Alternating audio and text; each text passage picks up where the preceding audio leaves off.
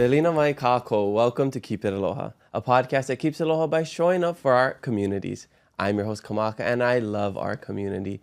And I know our guest does too. And she also leads with purpose and service while doing it. But before we introduce her, I gotta tell you about this week's new giveaway. Here on the Keep It Aloha podcast, we are giving back to our community by giving away $500 plus of prizes every single week. Congrats to last week's winner for taking home $500 worth of Pokemon cards and $1,000 worth of Birdo Demon Slayer merch. Big mahalo to Hawaiʻi Collectibles and Birdo Golf for providing those awesome prizes. For our 5th episode of 2026, this week's giveaway is provided by Arise. The prize this week is, hold on, I think my new iPhone 17 is ringing. Oh wait, no, this is yours.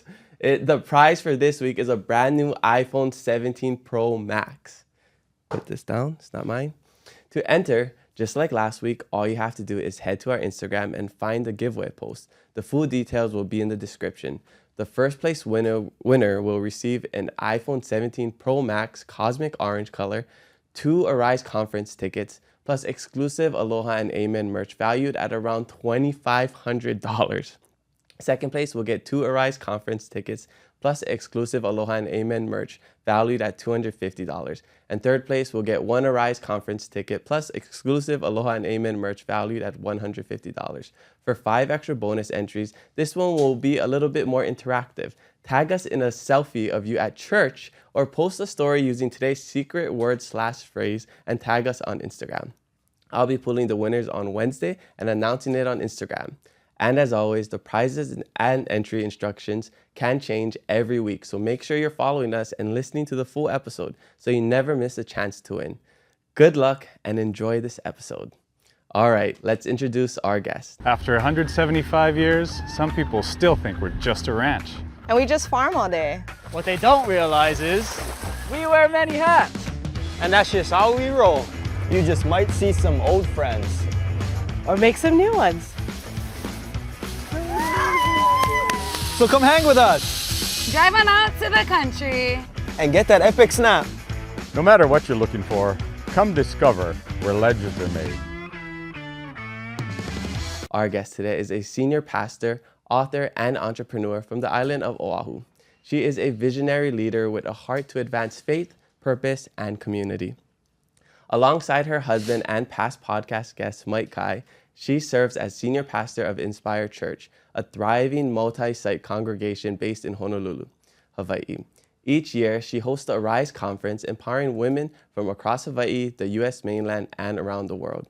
She's spoken all over the world, authored Perfectly You and Wake Up, and is the host of the I Am Her podcast. I am so stoked to talk stories with her today. She is Lisa Kai. Aloha, Pastor Lisa. Welcome to the Keep It Aloha podcast. How are you doing? Hey, Kamaka. Thank you so much for having me on this podcast. I'm like, oh my gosh, I'm on his podcast. It's like, whew. Thank you for being on, and thank you Yeah. for sitting through that. That was a long one. I'm like, good. oh, how do you You're do good. this every single Sunday? You just preach, Yep, I just spoke right before preach. this, Yes, right? Yes. Oh my and gosh. Did 2 I'm already tired. services. Well, yeah, preaching for like 45 minutes straight. Yeah. That's crazy. Yeah. No shishi breaks. No shishi breaks. Because we take shishi breaks at about 45 that's- minutes. A woman needs a shishi break. Yes. But I'm super stoked to have you in here. I was telling you, I think you and Pastor Mike are the first married couple to ever be on the podcast, separately, but still as a collective. And then, of course, Johnny Sweet, Elijah, he was my also on the son-in-law, podcast. So yes. yeah, I think out of your family, you guys represent the most on the podcast. The whole family. Yeah, all, yeah. all you need is my other daughters. Yeah, Becca, you're next. Watch out. But super stoked to have you in the studio. You got some really fun things coming up. You got the Arise conference Yes. coming up. I think this episode will be out like a couple weeks before it, so people have Perfect. time to sign up and get their tickets, or maybe they'll just win tickets and a new iPhone, Yeah. so they can record some of the awesome things that happen over there, right? Yes, we're so excited for this women's conference. It's our 15th conference this year. So we're going to go big. Yeah. We're going to take it to the Blaisdell Center in Honolulu. Amazing. And it's a God thing. It's not a thing that I had wanted, because I know the expense to the bigness of it, because that place can fill up about 10,000 people. And so I just know that it's going to be a God thing. It's not going to be a my thing. And I truly believe it's a bigger vision than I can even think of that God wants to do here in the state of Hawaii.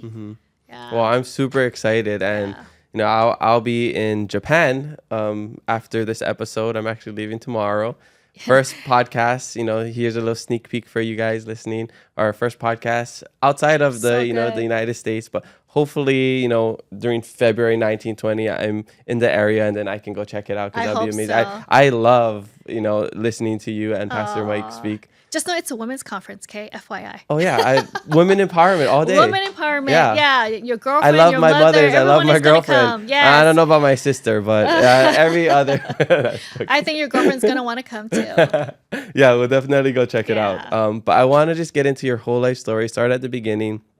Get to know you. Where you from? Where you grad? And what was it like growing up? You know, so if you know I'm Asian, I don't know if you know I'm Asian, but my parents are from China. And when they got married, they had their 3 kids in Hong Kong. So I was born in Hong Kong. But we came here when I was just about a year old. So literally, I don't remember anything about Hong Kong. But we've been here. We was brought up in town. I'm a townie. I'm a McKinley grad. Oh, McKinley not grad. too many Go McKinley grads Tigers. over Go here. Tigers. And so growing up, you know, my dad was a TV repairman.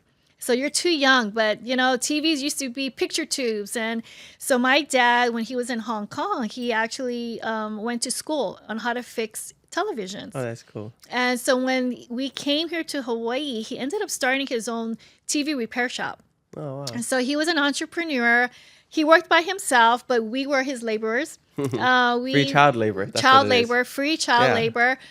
We were right on Liliha Street, and it was called Friendly TV Service. Nice. So every day after school, we would always end up at the office and helping my dad answer phone calls. People would come pick up their television, so we would take, you know, the checks or the cash. And so we were working and we were understanding things that many kids didn't even understand about business. And right across the street was McDonald's Liliha. So that was the perks. It's like we get to eat a Happy Meal every time we were at the office. And so that's how I grew up. And of course, I was never a Christian as a young kid. It was our family were Buddhist. That's like they kept telling us. We had the shrine and everything, the incense in the house. And so, you know, growing up, I just, you know, I went to KCC, you know, got my hotel management degree. Never thought I would want it to go UH. You know, I just thought, you know, let me get my 2-year degree and I just want to work. I just want to make money. So that's what I did. I worked at the hotel industry for about 5 years. And after working in the industry for 5 years, I decided, well, let me go back to school because I wanted to get now a degree. Sometimes I think we think getting a degree, that's it. That's just, you're good, you know? Right. You can get any job. And you got to find something. Like if you're not going to be a doctor, if you're not going to be a lawyer, what are you going to be? So I decided, well, let me go be a teacher. I figured I can teach kids. You know, how hard is it to teach kids? So I got into the program, but never graduated. Never graduated because that was a time period in my life that I had become a Christian and life just changed for me. In fact, I ended up working in the church. I ended up working for the church. And that was not even in my vision of my life, thinking I'm going to work for a church. And so I started working at Hope Chapel in Kaneohe, and that's where I kind of grew in my faith. And eventually I ended up being on staff full time. And what I did was, I never thought I would do it, but I actually ran the kids ministry for 12 years. Oh, wow. 12 years. And that's where I met my husband, Mike. Yeah, I was about to ask. That's where I because met my he started. husband, Mike. So you didn't know each other at UH? We didn't know each other at all. Were you there at the same time? When we found out we were at the same church, it was probably a year and a half in. Oh, wow. Because he was a single dad. And so he would go to the Sunday services and I would go to the Friday night single services because I was single. Yeah. And so when I went to church, but I went to church because I was brokenhearted. You know, I came because I was in a 5-year relationship with this guy, kind of right out of high school. And after 5 years of being together, he ends up fooling around. Okay, so when he ends up fooling around, and I'm just like broken, thinking, wait, I thought we were going to get married. I thought we were going to have kids. We're going to have a future. But it never happened. And that's when, I was searching for God. And I remember on my dinner table, I was literally thinking this. I wasn't even praying. I was thinking, well, God, if you really want me to go to church, someone's going to have to invite me. And, I didn't pray to Jesus. I didn't pray. I just said, God, if you want me to go to church, someone's going to have to invite me. And I kid you not. Okay, this is for real. In 5 minutes, I get a phone call, and it was his sister, who was a Christian, who was attending church. Wow. And so she called me, and because she just wanted to know what's going on. Sorry about my stupid brother. Yeah, your stupid brother did this, and they were brokenhearted too. Yeah. Like, what? And I'm just telling her what's going on, and then finally she says, "Why don't you come to church with me?" And I said, I just looked up, like, okay, where are you, God? Like, how did you hear me? How did you know I wanted to go to church? Like, and I literally started crying. Wow. Crying, and I'm Asian. We don't cry. So Yes, it's against your race. Yes, we don't show our emotions. We don't get affections. No one tells you I love you. No one, you can't even cry in front of your parents. And so I remember thinking, wow, God, are you for real? Like, did you really hear me? And so I was so looking forward to going to church. And then when I went to church, it wasn't what I expected. I expected a man in his white robe. I expected, the pews. I expected quiet music. And it wasn't even like that. And I remember sitting in service. I'm still brokenhearted. Nobody knows who I am. Nobody knows my story. And I don't want anyone to know my story. And so I'm sitting there and doing the worship part. I'm thinking, this is pretty nice. This is nice. It's like love songs. And you're kind of going, okay, this is love songs to God. That's interesting. And the pastor, of course, preaches a message. And I'm thinking, how does he know what's going on with me? Did my friend tell him everything? How embarrassing that my boyfriend fooled around on me, and I was getting upset. Like, who told him? And I knew somehow at that time, God knows everything about me. He's talking to me, and I'm trying to hold my tears, and I'm crying quietly, and I don't want anyone to see me. And I remember there was at the end part of every service, they'll ask you, hey, if you want to give your life to Christ, you want to give your life to Jesus to forgive you of all your sins. And I'm like, me. And I gave my life to the Lord, and I kind of felt this peace, but I still didn't understand fully, like, what's going on. And I remember going week after week after week to church, and this was literally my prayer. I said, okay, God, I want you in my life, but can you do something for me? I said, can you change me from the inside out? Because I didn't like who I was.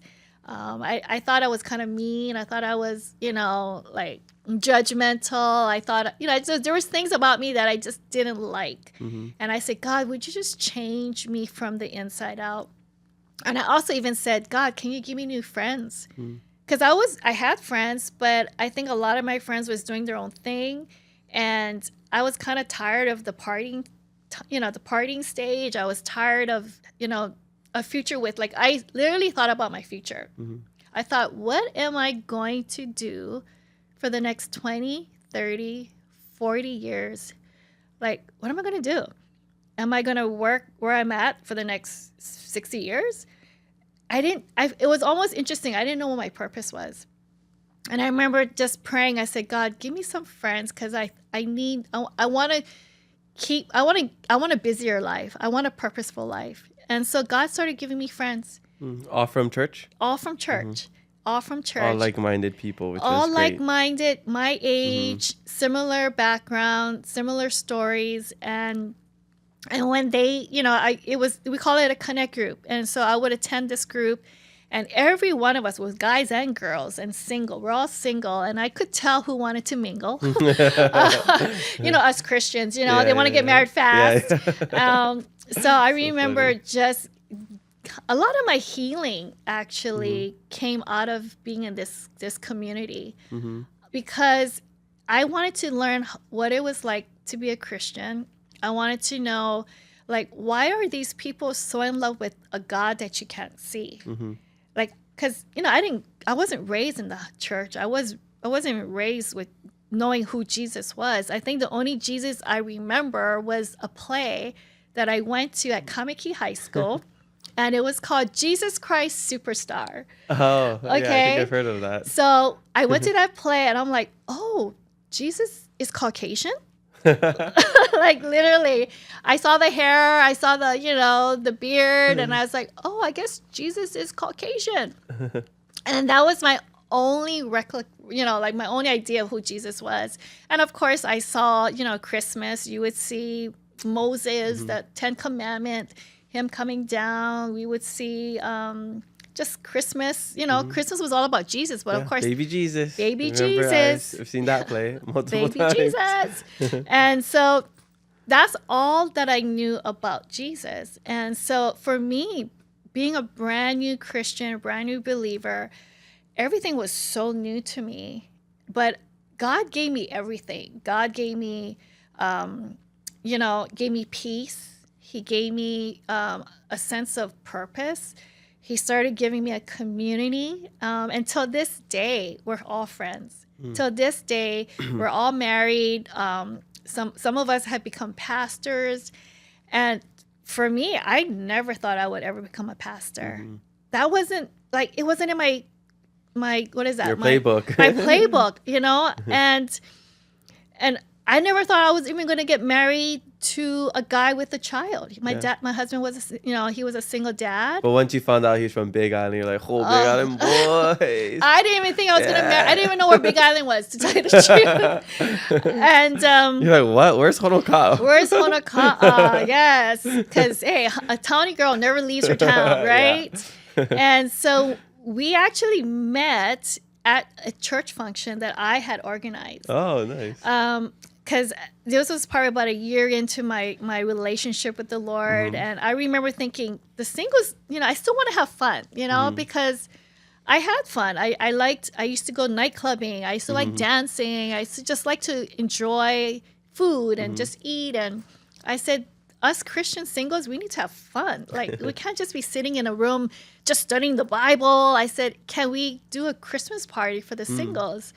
And my pastor said, yeah, go plan it and do it. So I did the first Christmas singles party at a hotel. And I did see Mike. Okay, I gotta be honest. I wasn't stalking him. I did notice this good-looking guy with a little girl, because at that time I was serving in the kids ministry. So he would pass by the alcove where I was helping out, and I'd be like, oh, it's kind of cute. And I still remember what he was wearing, this light blue long sleeve shirt with jeans, and he has dark hair, and I just thought he looks like a guy from the Harlequin romance kind of cover, those love book books. And so, but I just thought, there's no way he's married. And then I saw him again, but he was by himself again with his daughter. And I was like, oh, poor thing, where's the wife, But then at this singles event, guess who shows up? And then I'm like, he's here. So I look at the sign-in sheet thinking, what is his name? And his name was Mike Kai. And I was like, oh, his name is Mike Kai. And then you're like, Lisa Kai. That sounds like that has a good ring to it. That's got a good ring, but because my maiden name was Lum. So Kai wasn't too, wasn't too off. Was three letters. And so we ended up hanging out after that night. And I'm a leader. So, and I like competition, and I like challenges. So I said, you know what? I have a wedding. I'm going to be on the wedding party. I need a date. And it'll be kind of neat because he won't really be with me. He'll just be with my friends. But he can, we can hang out. So I said, hey, so I called him. Okay, I didn't have his number, but I had the sign-in sheet. Okay. And his number was there because I was in charge of the event. So I had all the information. But my husband will say I stalked him.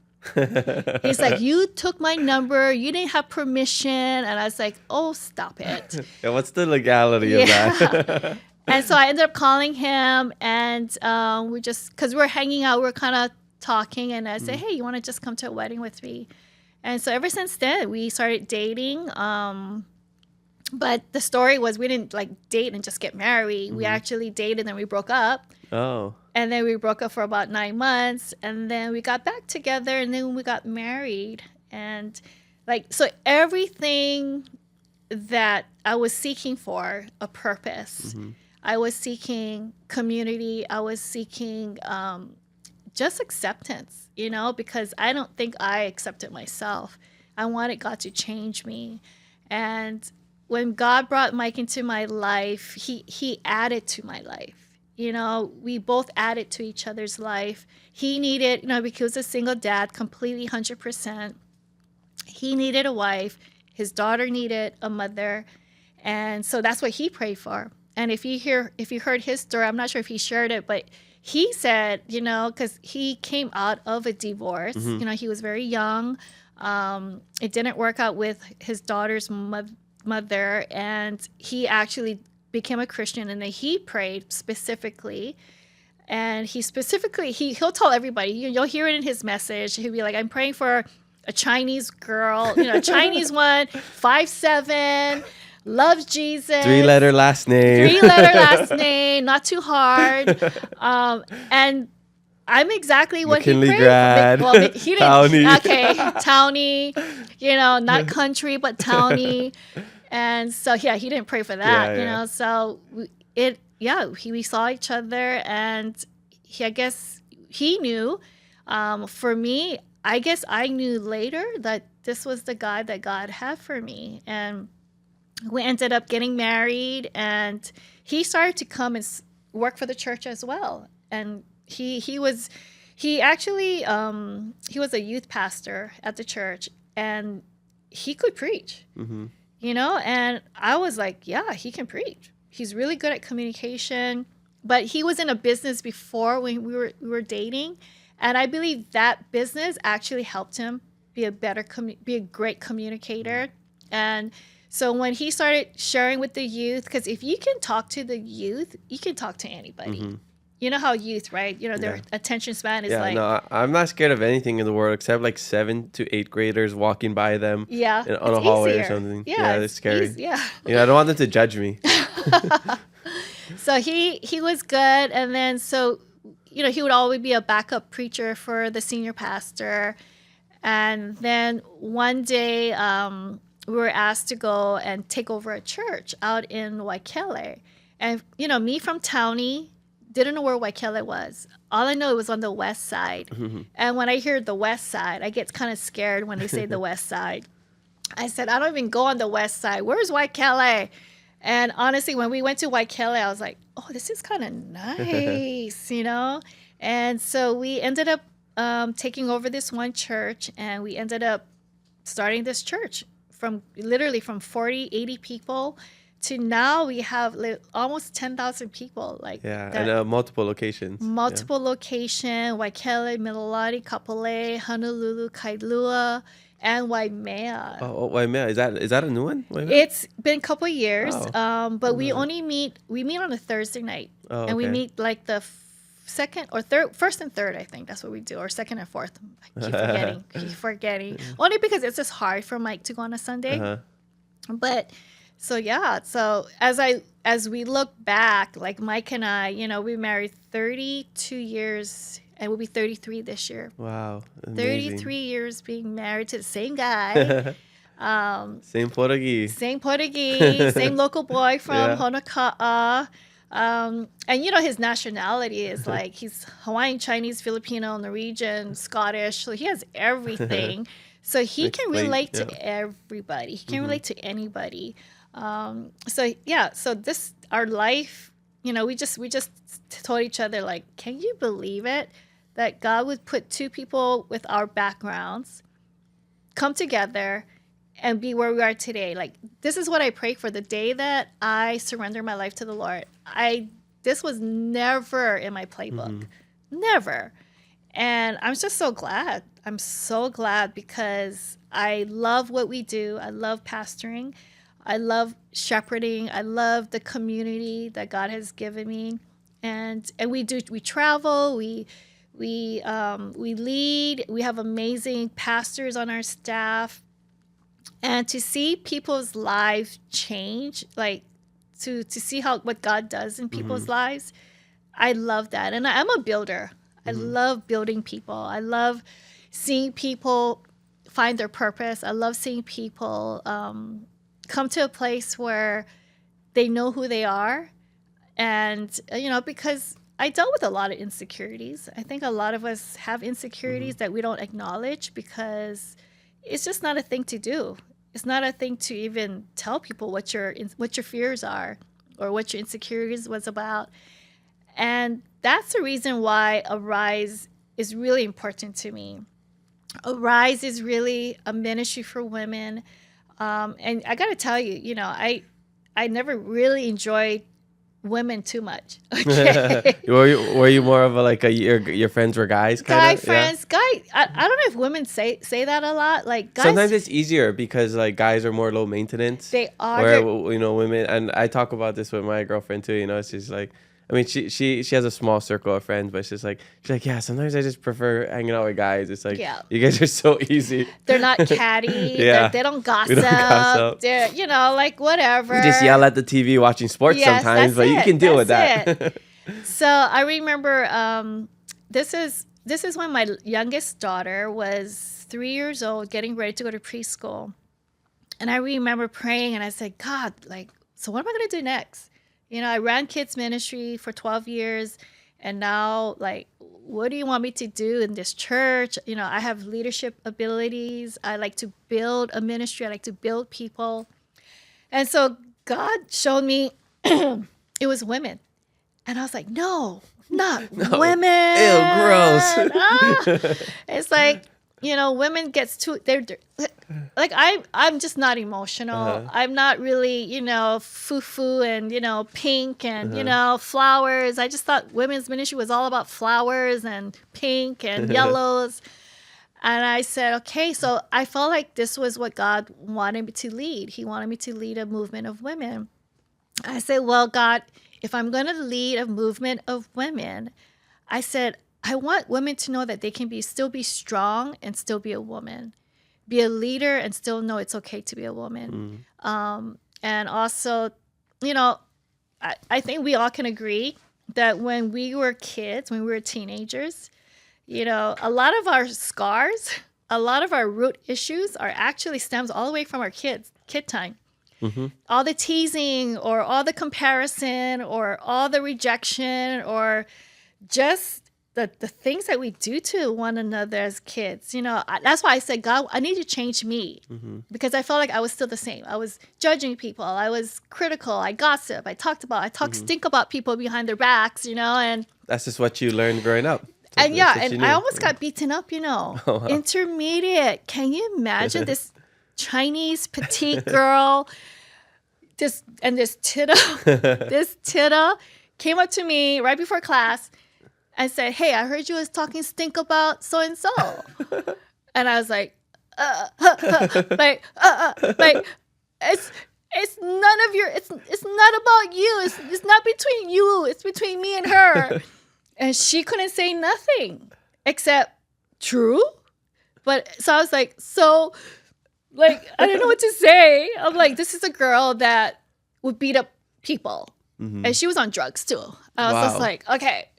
And I remember running to the bathroom, crying and just going, I can't believe she wanted to punch me. And so that is what can traumatize anybody, But I learned my lesson. Yeah, totally. I would have just said, oh, no, that was a different Asian girl. I think you're being racist. That's what I would have said. You cocky, you farm. But so I just know that a lot of just our stuff stems from our kid time. Yeah, all the traumas all the traumas, all the PTSD and all the rejection. And so I think when God gave me women, the women's ministry, the Rise Women's Ministry, I said, okay, God, I want a place where women feel like they can just be perfectly you, to be themselves, to love themselves, and to have permission to grow and become the woman that she's supposed to be without being rejected, without having to feel like she's always competing. And so I said, okay, but it starts with me. Like, I can't create something culturally or in the atmosphere. I got to do it. So I allowed God, and I remember telling the Lord, I said, there's things in me, again, if you could help remove them or change me or just grow me into a more confident woman. And people would often say that I was, oh, Lisa, you seem like you're so confident. I look at you, I'm scared. I'm like, why? I said, honestly, I'm just Asian. Asians just look like... You just look like that, like the scary teacher. Stoic, yeah, exactly. like, don't mess with me. But I said, no. I'm the cool mom. I'm the cool mom. I'm easygoing. I'm fun. I'm not that, strict. So I remember just like letting God just come and just like show me, what does confident mean? Because I want to be confident, but I want to have a healthy confidence. And so there was this word that I saw in, I don't know if it was in a social media and it says Godfidence. Godfidence. And I was like, that's great, because when you're confident, it's more self-confident, right? You can do it because you've earned it. You know what to do. You're good at it. So you're self-confident. But I wanted to lead out of a God confidence, meaning it's all because of God allowing me to be who I am, so that I have his confidence versus my own self. Yeah. Because when you run with your own self-confidence, you don't need God. But if you run with Godfidence, you're running with God to do what God's called you to do. And so I remember just trying to merge myself and God together to understand, this is who I am. This is how I'm created. My gifts of leadership is a good gift. How I look, how I behave, my character is all because God is the one who changed me from the inside out to become the woman of God that I am today. And because we can all fake it. We all can fake everything. We can fake our confidence. We can fake our knowledge. We can fake our wisdom. We can fake it all. Yeah. We have fake lashes. We have Botox. We have everything that's fake, Yeah. right? Only for so long, guys. Only for so long. It only lasts for so Yeah. long, because you're going to have to get a refill, right? And so, but I'm tired of getting refills. I'm tired of relationships that is not authentic, because it's tiring. Like, you can get tired. Eventually, you're just like, who am I? Yeah, you're playing somebody else. You're playing to become someone that you want to be, which is, right? That's why social media is great, but social media, it causes you to compare yourself. You can take it as a good comparison where it makes you become a better person. Or you can take comparison and you start comparing it and you start pretending that you could be when it's not supposed to be for you. And another thing I try to teach and shepherd our women is that be confident in yourself and allow others to have room to grow and become, and give grace to one another. And I've always told women, how come we can't be for each other? Like, why does it always have to be a competition? Okay, women, I don't know about men. You guys are competitive too. Like, hey, when we see you guys on the court, you guys are like, but then we leave it on the court. Like, that's what you're supposed to do. You compete, you play hard on the court. Yeah. When you're off the court, shake is that hands. How you go, it is? Okay. Go grab some food, grab some drinks. You just cruise after that. Some people take it a little bit too serious, but for the most part, it's just like we leave it all out on the field. Well, women, I don't know. Like, it's a different kind of competition. Women compete in regards to their physical look. Yeah. Okay. Like, I know women because I was like that. And I probably am still the same, and in some ways. But you come into a room filled with women, you're going to go, who's the best looking woman in this group? Who's the best, who's the prettiest one, Or what is she wearing? Or what does she have? Who's next to her?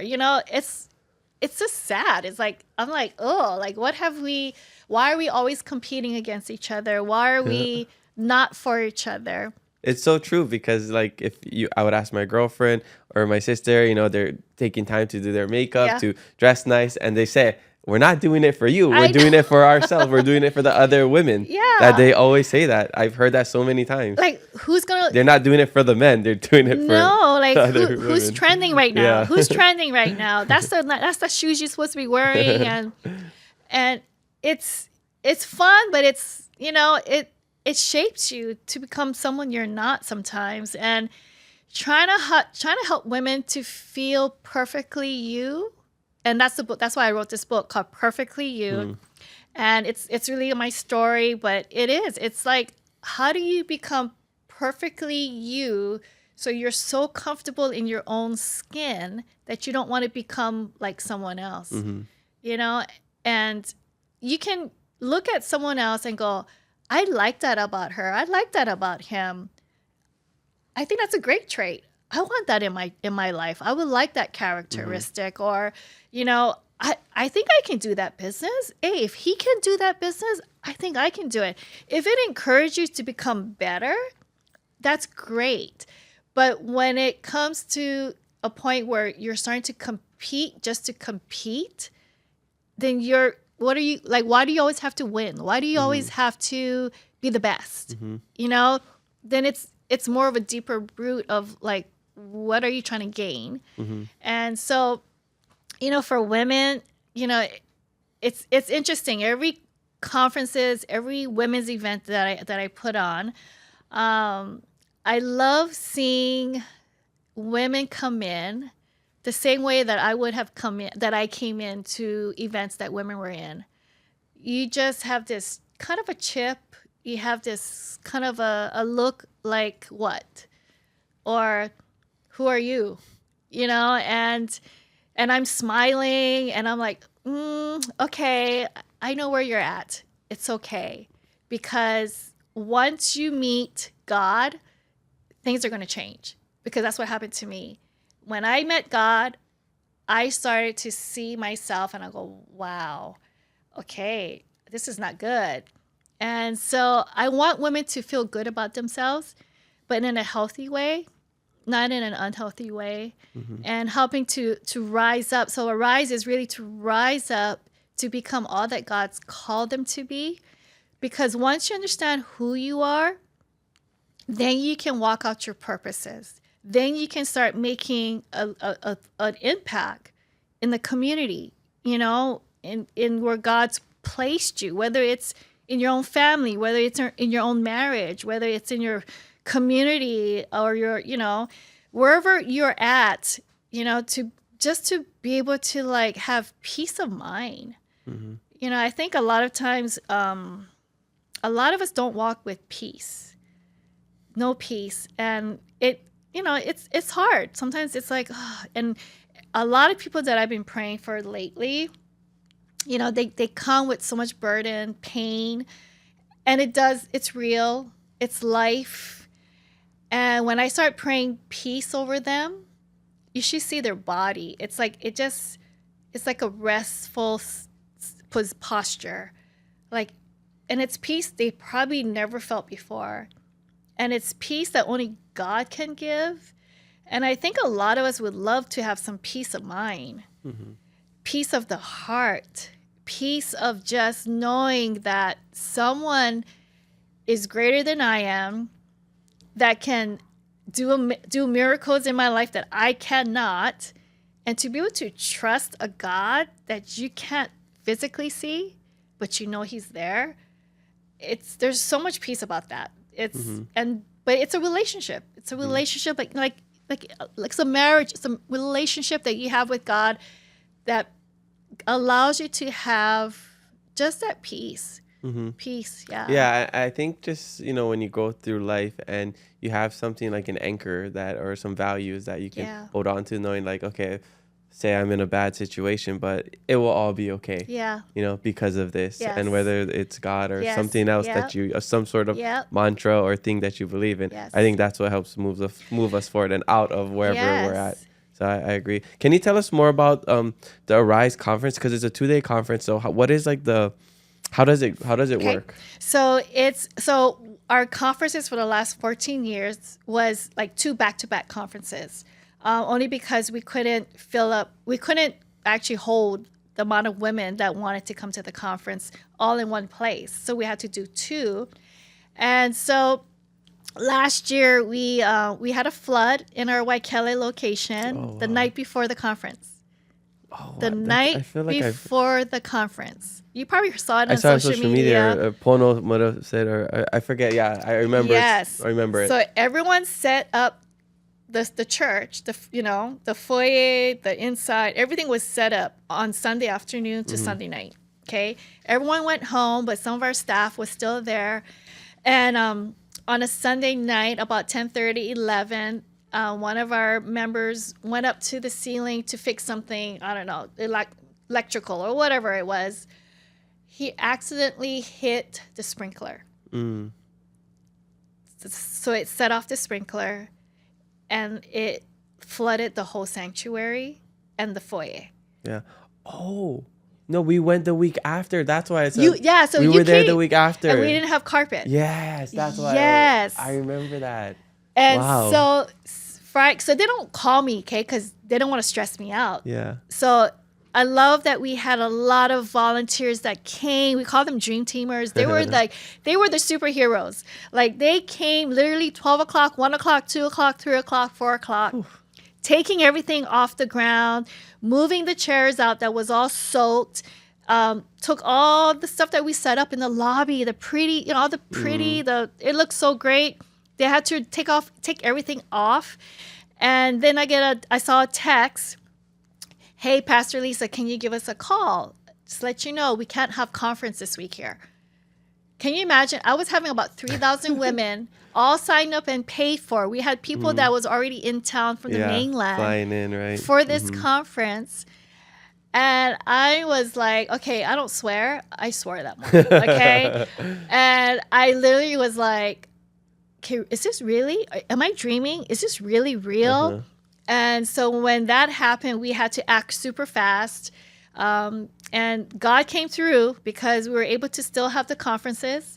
But that was actually, for me, God was showing me, Lisa, it's time to move it out of the Waikele location. It's time for us to go bigger. And I've always knew that, but I didn't. I kind of waited, and I actually got comfortable with what we have. Like we could do a conference closing our eyes. Like we've done this for how many years? Yeah. We can just keep doing it like this. I gotta keep you on your toes. Yes. I'm like, thank you. You woke me up. You got my attention, God, right? You got my attention, Lord. And I literally felt the Lord says that I'm kicking you out from this facility because it's too comfortable. Yeah. And so I committed. I told everyone at the conference, I say, hey, I believe this is what God wants us to do. We're going to go to Blaisdell. And you should have seen all the women. Yeah. And I said, well, I'm going to let you know, I'm not doing it by myself. I said, we're all going to do this together. We're going to gather our women. We're going to do this together because it's a movement of women. It's not a movement of Lisa Kai. It's not me. It's us.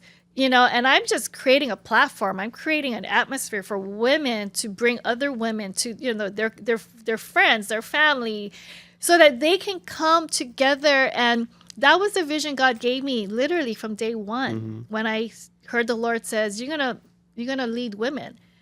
And when I saw literally 10, 20,000 women at this conference that I went to that year, the first year, I couldn't even have imagined that would happen in the state of Hawaii because we've never had a conference like this. Our conference is actually one of the biggest conferences for women.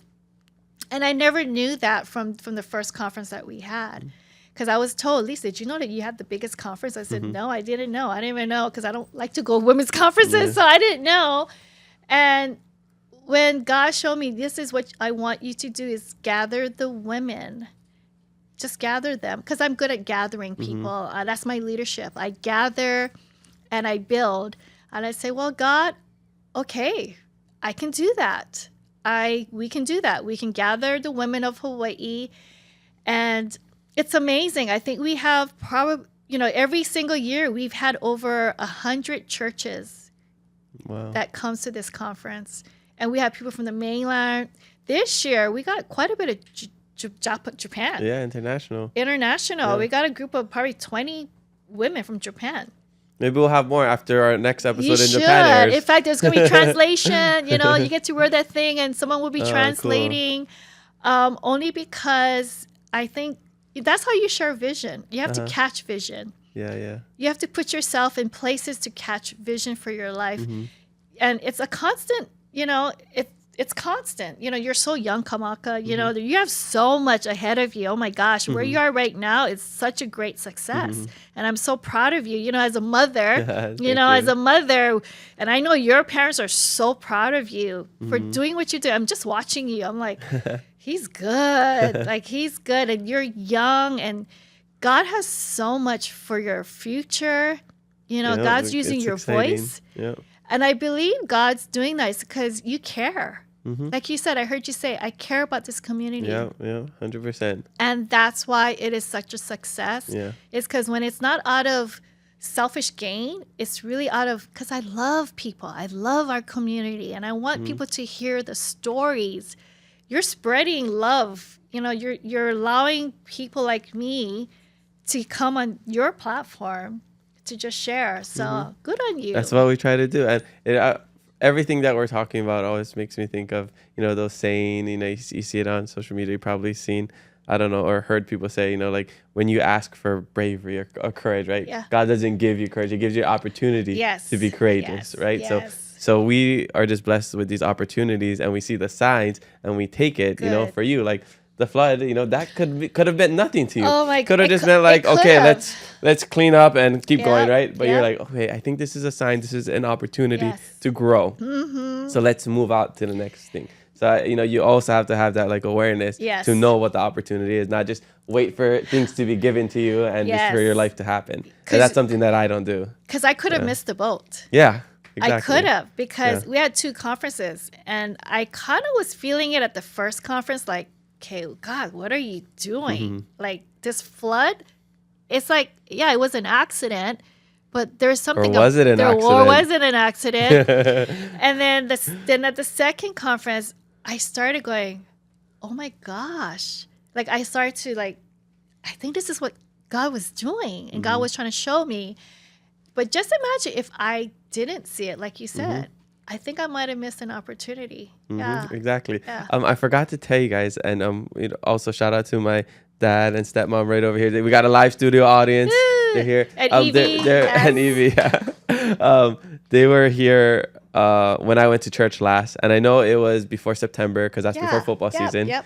And now football season's ending, so you might see me. I'm sure next time Pastor Mike invites me, I'll You accept the can come invitation. anytime. You I can tell him come I'm anytime. sorry, football season, like that's my off limits, but before and after, I got you. Okay. But when we were there, because you were talking about how you asked for, or you prayed for something, right? Or like when you're in church, it's like they're talking to you, and it feels like they know your whole life, right? And you're like, oh my gosh, this feels so personal. I feel attacked, right? And that happens a lot. When we were there last time, it was the guest guy. I think he's from Australia. Or where was he from? Jurgen. Ger- Okay, oh, Jurgen Germany? Matesi. He's Australian, but he lives in San Diego. He pastors a church. San Diego. Awaken Yeah, Church. and then he was talking about and this is a crazy story. I don't know if I texted Pastor Mike after this, but so we went to that thing, and it was the week of the flood actually. Yes. And he was talking, he was sharing something, and he was saying like all the young people, like you're gonna get a house or something like that. Like I pray that you're gonna get a house. Because he told a story about how he got the house and whatever. So after we leave with my family, we go to, I think there's a Koa Pancake House around some area. And then my brother calls me. He's like, Kamaka, because he was in the military at the time. I have my friend. He's leaving. He has a house that he wants to sell. Oh, and he wants to give it wow. for like super cheap or whatever it is. And we're like, what the heck? This is so crazy. Oh my. This is like 10 minutes, 15 minutes after we left church. Oh, so good. And then we ended up checking out the house, and like it ended up we didn't end up getting it, But just the fact that that happened after he said that, we're all tripping out. Like, this is crazy. Just like when I was on my dinner table going, what? Like, you heard me? Like, I didn't even say anything. Yeah, no, Yes. it was wild. That was probably one of the Yeah. craziest things that So happened. good. Yeah, it just didn't work out, I think, with the VA loans because the military. Like, Yeah. I think you couldn't transfer to like people who aren't in the, military. But anyways, just the opportunity was there, and it was. And crazy. you'll have more opportunities. Yeah. I truly believe No, that. that was crazy. One thing I want to do before we get into our shishi break and then social media questions, every single episode we have a secret word or phrase that we, give to the audience so that they can get 5 extra entries into our giveaway. Okay. So the guest has to choose what it is. I was going to bring it up when you were talking about that one word, Godfidence. Yes. I usually have the guest choose it, but That's I'm a like, great word. oh, I want to suggest Yes. that word because it's such a good word. I would suggest So it too. if you're okay with that, Yes, we I'm can totally we for can it. go with Godfidence. Godfidence. Yes. Okay. And just to let the followers and fans know, spelling is Doesn't we're not going to matter. deduct you. We're not giving out Asian Fs here. A minuses are fine. Hey, if they're big Kinley grad, they will know how to Yeah. spell confidence, okay? If you don't spell it correctly, it's fine. One of our past guests, Isaiah Kaikala, he met his wife at Inspire Young Adults. Really? Yeah. Oh, okay. And his secret code was more better rips, and there's so many people spelling it all kind of different ways, and they're like, I hope this doesn't mean that my entry doesn't Disqualify count. Yeah. you? We don't care No. about spelling. You can spell in pidgin, you can spell them in perfect English, you can spell it in another language. There's translation apps out there that I can figure it out, so don't worry about it. So what you have to do for 5 extra entries is either take a selfie at a church. This episode comes out on Thursday, so you can go on Sunday, and the giveaway runs till Wednesday. So you can do that if you do go to church. If you're not a church goer and you just want to do it from the comfort of your house, just post a story. It could be whatever it is. It just has to have the word Godfidence, and you have to tag us so I can see it and we can count your entry. So good luck, and hopefully you'll be going home with this iPhone 6 and some tickets to Arise conference. All right, so that was great. Let's take a quick shishi break and we'll be right back. All right, we're back from a quick shishi break. Let's get right into the social media fan questions.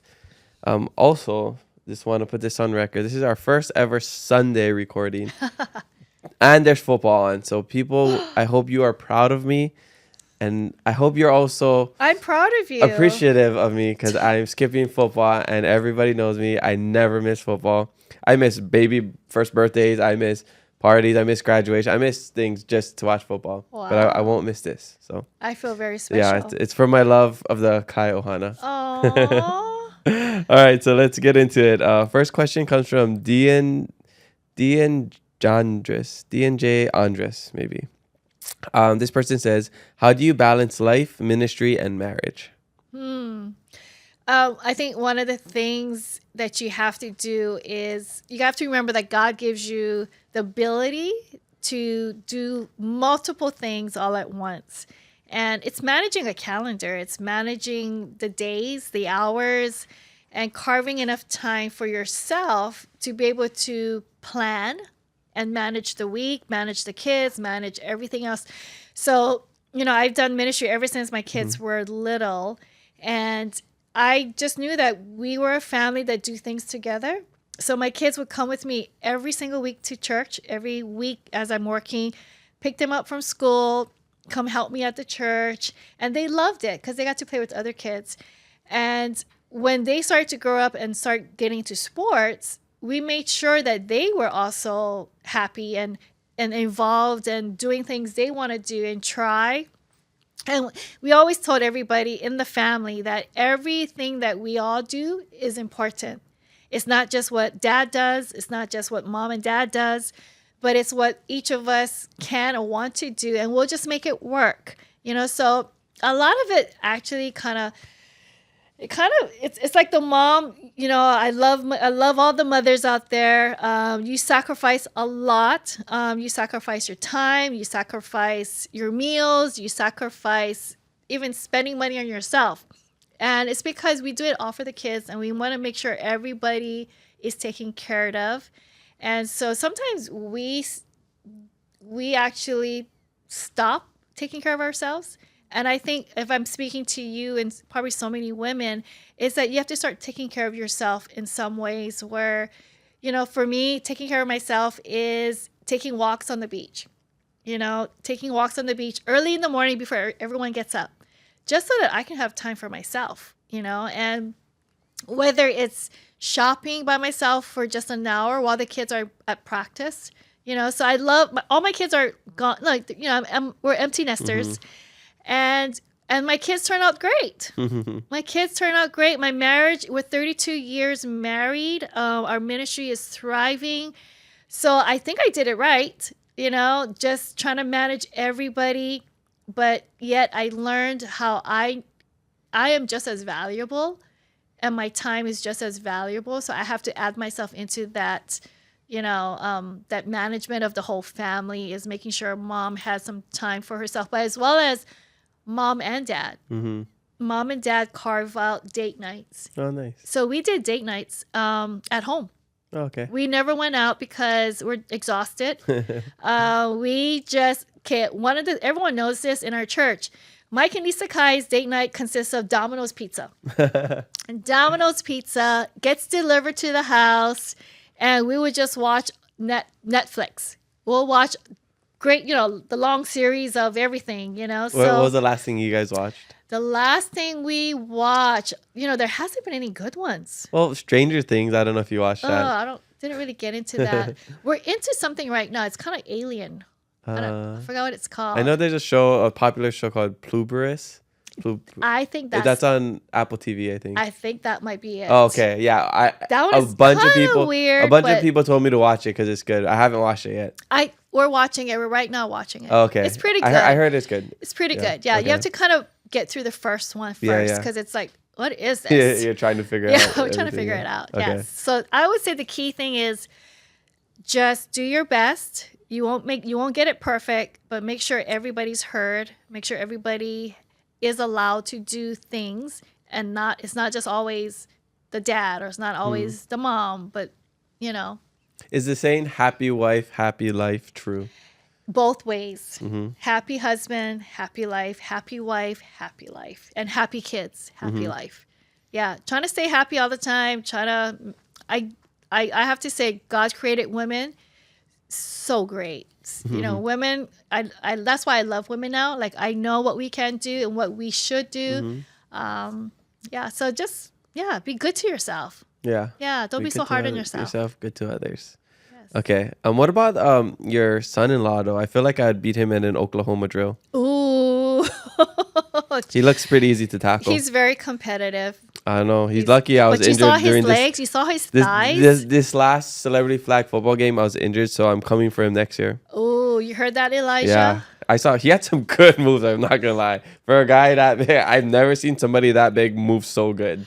Yeah, but I always tell him, can you stop jumping when you're at the concerts? He does just posted concert. a reel about him, his cartwheels. Oh my gosh. When I see it, I scold him. What are you doing? My daughter needs a husband, okay? And you need to do things. You cannot be out. So funny. We love you, Elijah. Okay, next question comes from in studio actually, Kawi Kiala Kainani, which is right there, Cheryl Diaz. She wants to know, what advice would you give to your younger self? Oh my gosh. If I could give her the advice is stop comparing. Stop comparing yourself to everybody, because you're just as beautiful, you're just as smart, you're just as wise, and that people like you. Why did you think people didn't like you if you did think that? Okay, so for me, I kind of had to do some self-reflection and go, why was I the way I was? Why was I critical? Why was I mean to certain friend group or, certain girls?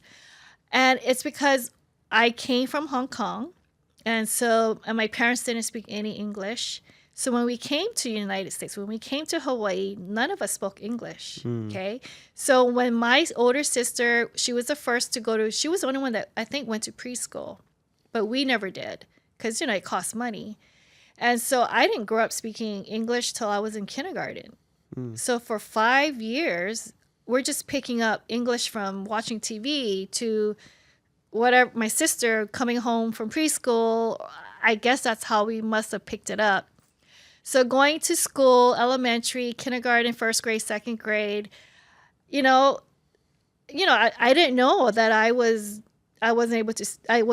different from everybody else. So I ended up being in this special ed class, I guess, for students who couldn't speak English, but I didn't know that. And I was always curious to think, why are all my other friends that I thought was my friends are in regular classes, and why am I in this class? And who's all these people? And I think I started to pretend that I was not really that kind of student.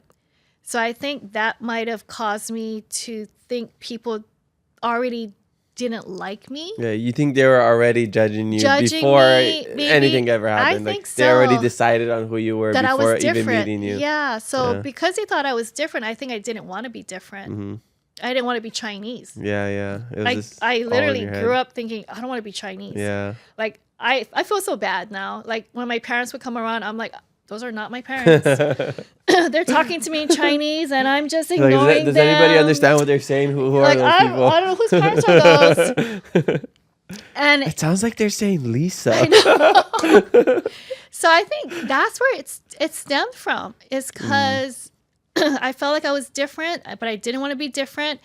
So I wanted to be accepted, and I think I worked so hard to try to be accepted that I started to lose myself. So whenever I would compare myself to all these groups of people that I would like to be a part of, and it's usually the popular groups, or it's usually, the pretty group, the girls that were pretty, you kind of want to be there. And it's kind of sad. I did this when I was probably 3rd or 4th grade. There was a popular girl. Her name was Cheryl. Everybody wanted to sit by her at lunch. Like, you can hear them going, Cheryl, can I sit on your left side? Cheryl, can I sit on your right side? I'm sure everyone remembers those days. It wasn't Cheryl Silva, right? And they didn't. No. Okay. She's confident. She knows who she is. And so when I finally got an opportunity after asking, she'll be like, yeah, you can sit on my left today. I was so excited. That happened in real life? Did. It was like a movie or a TV I look show. back going, oh my gosh, what I would do just to sit by Cheryl. Yeah. And I sat by her, and I was feeling so like, everybody look at me. I'm sitting by the most popular girl. Wow. And I think there's so many of us like that still. Yeah, I think maybe, even as adults. Definitely. Yeah. You want to be with the cool crowd. You want to like have that status. You have the status, and and I gotta say, thank God, Cheryl. I don't know where she is. I've never seen her since. Usually, the popular kids in high school and elementary, they're not the same. They don't usually age well. Or there's a lot of those things where they're working something that probably isn't the greatest job. It's kind of interesting when you start looking Their back. peak was high school. When you see people from your past, you're like, whoa, she was the most prettiest girl in school, and you're like, whoa, what happened? No, you guys gotta be friends with the nerds back then, because those are the ones who's gonna be your boss. They're gonna invent things, your doctor. or probably has a binder full of Pokemon cards that are worth $1 million. True. So be nice to the nerds and the geeky people, because those are the people that are gonna be successful in the future. That. Yeah. I said, don't disengage in that relationship. Yeah. You just never know. She might become your nice lawyer one day. She might be your lawyer. Yeah. And don't be nice to people for that reason. But keep that in mind. Yes. Okay. Was that a good answer? Approved? Okay, nice. All right. Next question comes from Julia D. Poi Forever. This person says, when you were at your lowest point in life, how did you overcome it? Please give some advice for someone currently at their lowest point. The lowest point. First of all, I'm praying for you. Okay. I know you're probably in a place where you try to figure out, how do I get out of this? You feel like you're drowning, and you don't know how to take the next breath. And can I just encourage you that God's peace would be upon you as I'm speaking? As well as I've been in a position where, I married a man with a daughter, and it was probably one of the probably toughest season of my life, transitioning and adjusting to becoming a wife and then becoming a mother at the same time. Not having any experience parenting, not any experience of being a wife. Okay, so this is 24/7, living it, dealing with it, and trying to be a good wife, trying to be a good mother, doing everything that's right. But then it started getting harder and harder with the transition and the adjustments, and disciplining, a daughter that was not yours was tough, and being treated disrespectfully and being hated, by a little girl was like, oh my gosh, I've never been hated in my entire life. And now someone hates me. It was hard. And I remember not liking myself, because I was turning into a person that was kind of ugly. I never disliked someone, and I didn't. And it was weird. It was like, this is a little girl. Why would I dislike a little girl? She can't do anything to me to make me, but she was making me miserable. And I just had to come to a place where I had to come to God every single day, every single night, to just say, God, can you help me? Help me get through this. Help me to love her like how you would love her.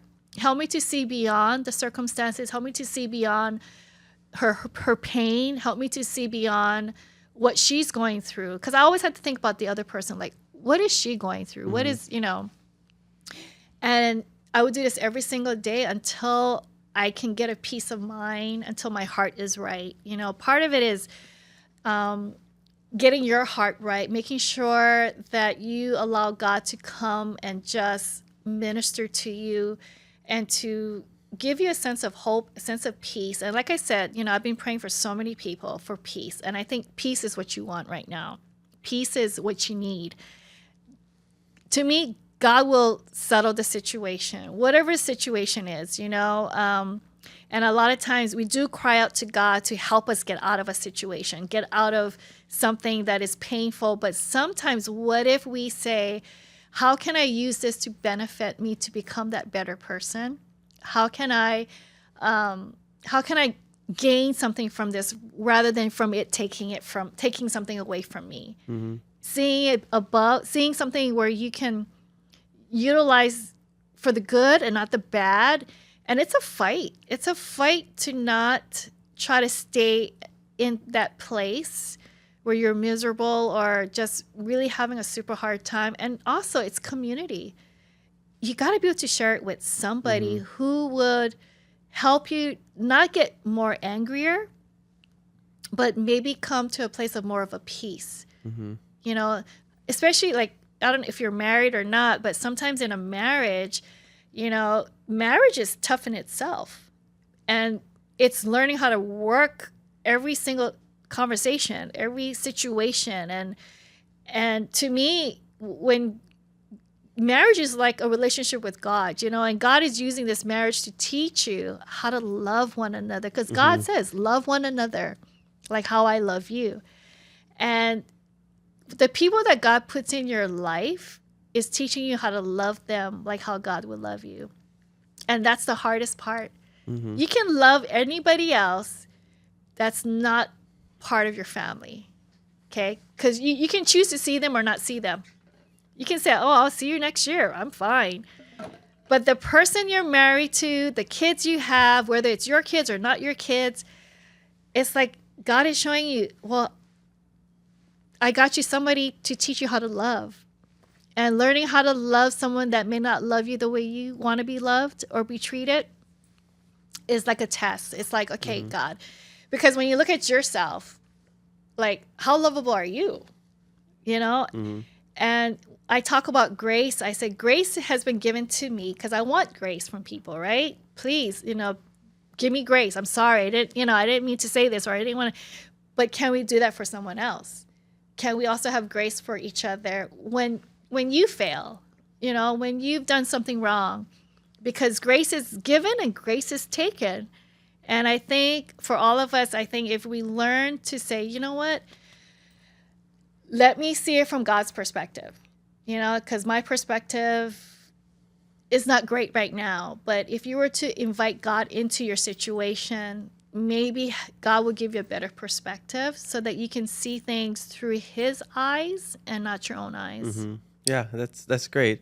I think when we're sad, we're always chasing happiness. Yes. Well, we want to be happy, but I think what we really just want is peace. We want to be at peace, Yes. right? Like, you think money is gonna buy happiness. No, it's just for a gonna little buy you. while. It's gonna buy you peace, peace of mind, right? And it's gonna get you to a place where you don't have to worry. But I also believe peace is seasonal. Yes. Right? It's like the weather. It's not Yes. always sunny in Hawaii, Yep. even though it's paradise and Yep. it's beautiful. Yep. But there's days where it's rainy and cold. Yes. Recently, it's been so cold. It I love hasn't it. been this cold forever. I actually love it. Yeah, I'm like, it does feel nice. But yeah, it's seasonal. Your Yes. days aren't always going to be peaceful. But Yeah. that's kind of what we strive for, is right, to have a peaceful season. And then sometimes you're at war Yep. with yourself, with others. Yep. But just know it will pass. It will pass. And then peace will come again, So I Yes. think that's just how I see it. But yeah, great answer. All right. Next question comes from my iPad locked. Okay, here we go. Next question comes from Elijah.Guitap. This person says, when Arise sells out in Jesus' name, what would be the next venue? Is there a venue large enough? That's the thing. Well, maybe if we got our Aloha Stadium built. In 20 years, that's where it would be. Yeah. We've done back-to-backs, and I've gone to many conferences in the past where it was in a great big stadium just like that, and they would have 2 conferences like that. So that's how it would be. We would have to have 2 again. Yeah. So you couldn't just have one really big one. No. Unless, in the future, I love stadium. And definitely, Waikiki Shell, I think, is the only thing bigger than. You think so? But because they got the outdoor, and they have when they have concerts at the Shell, like they just did this with Fiji. They had the Kapiolani Park. They had the screen set up over there, so people were all on the park. So it kind of it's like where the overflow would be. Yep. Yeah. Imagine the parking. Ooh. Yeah, I mean they shuttled people. Oh, yeah. Yeah. But that would probably be the only biggest. That is? Yeah. Okay. But it would have to be in whatever, not the arena, whatever that thing is called, and then the park. We could. Yeah. We've done it where we've done the conferences at different locations. Mm-hmm. Like we would literally have a conference and have 2 locations, and we would just switch the speakers. Like we would navigate. Like, okay, you're gonna go there tonight, and you're gonna go here tonight. So we could possibly do it at different locations. Just make it a scavenger hunt. Yeah, scavenger hunt. This one is going to speak here, that one's going to speak here, and you can just figure out which one you want to go to. Yeah. Okay, well, just stay tuned. Make sure you're following along. Okay, next question comes from another in-studio audience, Michele Halelu. He wants to know, what is her all-time favorite memory verse? So growing up, I think I've shared it on the podcast before. My dad made me and my siblings memorize scriptures in Hawaiian. Wow. So every single day, even to this day, when he calls us, we only speak in Hawaiian. He always, before hanging up the phone, he's like, okay, poku pa'anao. He's like, what is your memory verse? And we have to repeat it back to him. So good. So do you have a favorite? I have quite a bit, but to memorize, at my age, memorization is it's a little tough. Dang, really? At 21? 21, it's really tough? At 21, yes, Crazy. it's tough, That's insane. But, one of them is trusting the Lord with all my heart and lean not unto your own understanding. I believe that's in Proverbs. And I think that is what really helped me in life, is learning how to trust God and not lean on my own understanding, because I believe I have wisdom. I make good choices. I make good decisions. Not all the time, but most of the time. But I just think sometimes when you lean on your own understanding, it can get you into trouble as well. So it's learning how to trust the Lord. And I got to believe that throughout my life, trusting the Lord hasn't been that hard. And I think it's because I know God has answered my prayers from day one, when I was seeking him without knowing I was seeking him. And when he has shown himself to me, I'm like, okay. And every time I said, God, give me friends, he gave me friends. God, I need a job. Pops up a job like that day, And God, give me a good-looking husband. Got a good-looking husband, you know? And so when you think about every trial, every prayer, everything that you go through, it's not a waste. Everything builds on trust. Everything that you go through builds your trust even bigger. It's like a muscle. The more you work at it, the more you practice it, the more trust you learn the more your trust is built, and the more you trust God with your life. And because, I'm not going to tell you what my age is, but I've been a Christian for 30 plus years, and I have to believe, and I know that everything that I am, that I have, that I've gone through, I've had to trust the Lord, and He's never failed me. That's awesome. Yeah. Does it work if I say, God, make me right every time I argue with my girlfriend? No. He doesn't do miracles like that. Hey, can I just tell you that majority of time your girlfriend is right. Dang it. Okay. We still love you, God. It's okay. It's all right. Just, I don't know. Let the Saints win a Super Bowl in the next 10 years. Who's playing? Well, right now while we're recording, the Rams and Bears are playing. What is that? Rams are winning. Live update. 17-10. So the winner of this will play the winner of Texans. We'll play the Seahawks, and the winner of that will play the winner of the Patriots and Broncos in the Super Bowl. Do you have a Super Bowl prediction? This will come out, I think, the week of the Super Bowl. I don't even know who's playing. Okay, so I'm just going to tell you, this is my prediction. I think it's going to be the Patriots and the Rams. Who do you think's going to win? Tell me the colors. Okay. Colors of their uniforms. Okay. Well, Rams are like blue and yellow and kind of brownish maybe. Seahawks, because Seahawks will be navy blue, kind of bluish, kind of like this color. Okay. And then Patriots are like gray, and it's like America, like red, white, and blue kind of. And then Broncos are orange. Ugh. Those are... I would say the blue. Seahawks? Yeah. Okay, so your I would think predictions. they're going to win. All right, this if year. the Seahawks win the Super Bowl, Then what? What do I get? I will give a random follower some Keep It Aloha podcast merch. Okay, that's good. That's good. And yeah, shout out Justin Kavika Young. I've given him so much hate on the Bears. That's his team, and they're actually really good this year. So I think Elijah likes the Pittsburgh Steelers. They lost last week. They lost. Yeah, they lost last poor week. Elijah. Wait, he has a brother that plays for UH. Yes, he Yeah, does. because I saw the last name. I was like, Yeah. oh, that must be his He brother. is. Yeah. He had a I think a sack at the Hawaiʻi Bowl. I remember. Oh, Or he had a really? good play. I remember. He's tall and he's Yeah, young. he's like a defensive lineman, I think. I just know he's not as big as you think. He's just tall. Okay. All right. Okay, last question comes from Darren_S25. This person says, before the podcast ends, can you do a prayer for Hawaii, the podcast, America, and the world? Of course. Of course. Okay, so hopefully I remember before the podcast ends. Maybe you guys can Remind me just in case, okay? Well, mahalo everybody for the social media fan questions. Make sure you leave some for our next guest, and maybe your question will make it on the podcast. We're coming to the back end of the podcast, and I like to ask all of my guests the same question about keeping it aloha. It's the name of the podcast, name of my book, something I try to do every single day of my life. So I want to know, in your life, how do you keep it aloha?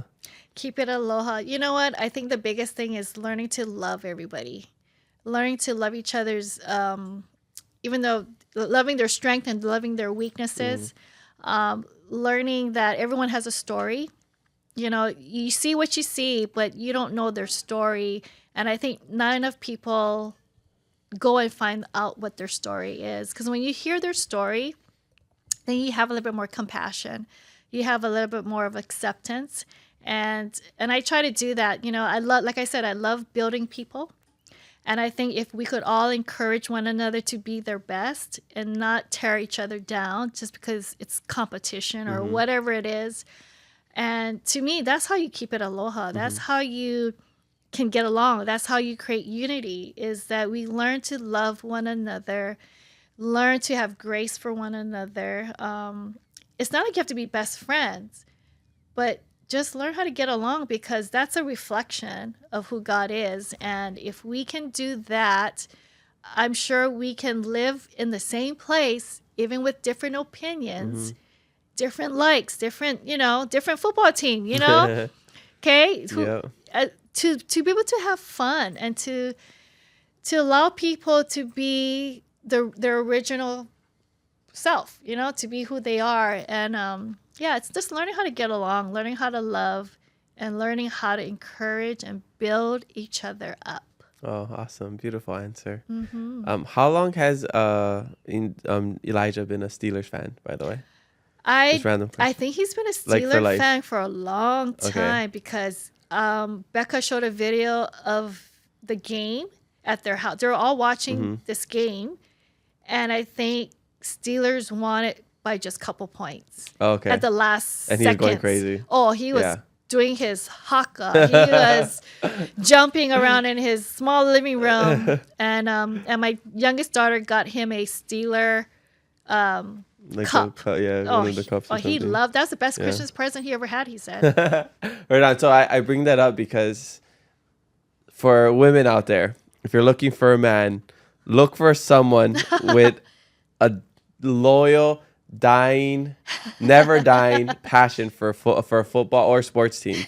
Because if somebody can be loyal to a team that sucks year after year after year and not change and stick with them, whether you're a Cowboys fan, a Saints fan, whatever, they will be loyal to their women.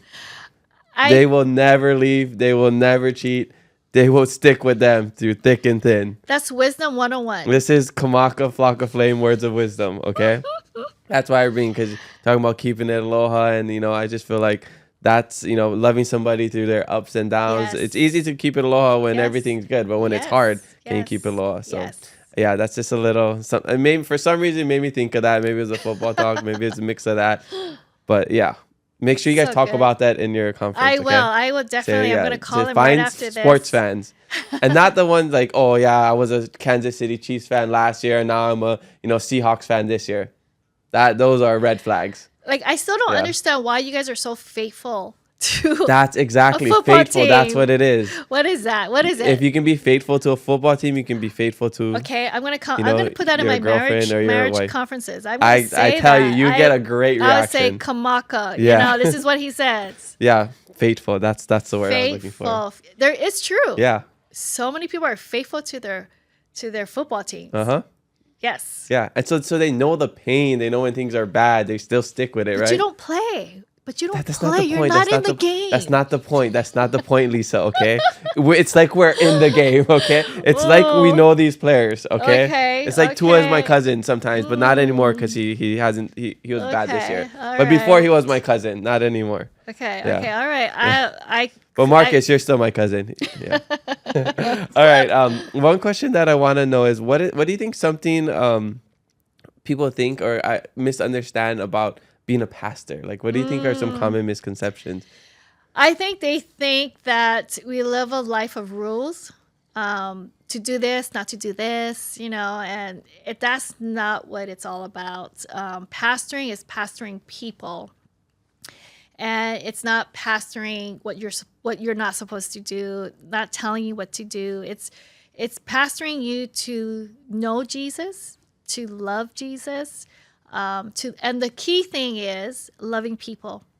I often tell anyone who is in ministry is if you don't love people, then don't be in ministry. Because ministry is all about people. It's not about the task. It's not about an instrument. It's really about people. And pastoring, the reason why I pastor and the reason why my husband and I pastor, my husband is a great preacher, a great communicator, but it's because we love people. It's because when I look at what God did in my life, what God did in his life, I believe that's what God wants to do in everybody's life. And to give people hope and purpose and identity and give them peace, it's like, okay, so this is what we do. We pastor, and people, people get afraid of us sometimes. They're like, oh, because they feel like we're gonna see their sin. Yeah, or they feel like you guys are perfect and we're sinners. Yeah, you know, and I'm just like, no, don't put us in this, this pedestal. Yeah, we live and we have to model it. But like I said, I don't want to be fake. There's things that I struggle with. I struggle with still some insecurities, some comparison.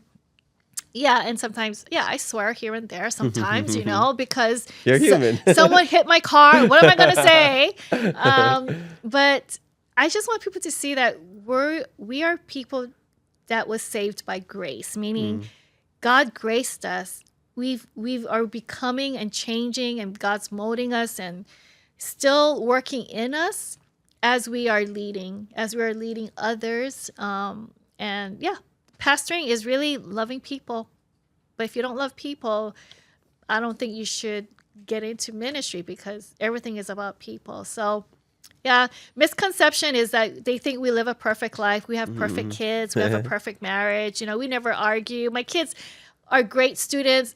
Let me tell you. Okay, that's another podcast. Expose them. That's another podcast. They're watching this. Oh, Mom. Oh, and they put expectations on people put expectations on my kids. Yeah. And I think one of the things that I realized with my girls is when they finally shared, maybe later in life, the one thing that hurts them the most is when people put expectations on them when they didn't even know there were expectations.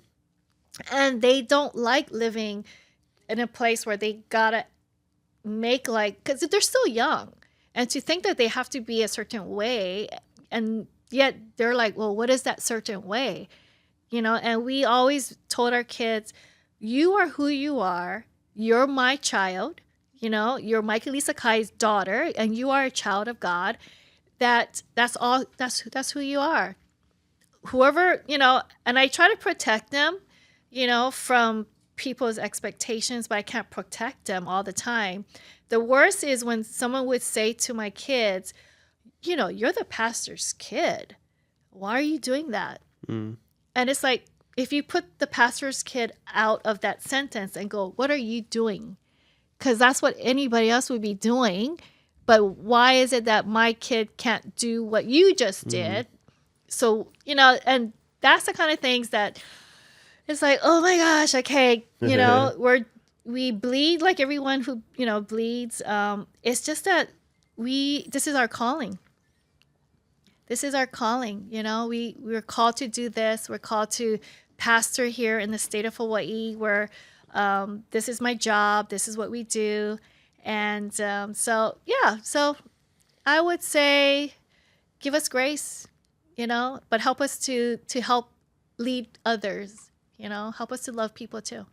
Do you feel like there's pressure on you or Pastor Mike, because you gotta be the role model? You're the leader of thousands of people, right? You go in front of all these people and you're preaching. You gotta live by the words you preach, right? Yes. So I mean, is there ever pressure? Is it kind of natural? Like for me, I'm the keep it aloha guy. Like if I cut somebody off, I better throw up the shocker, right?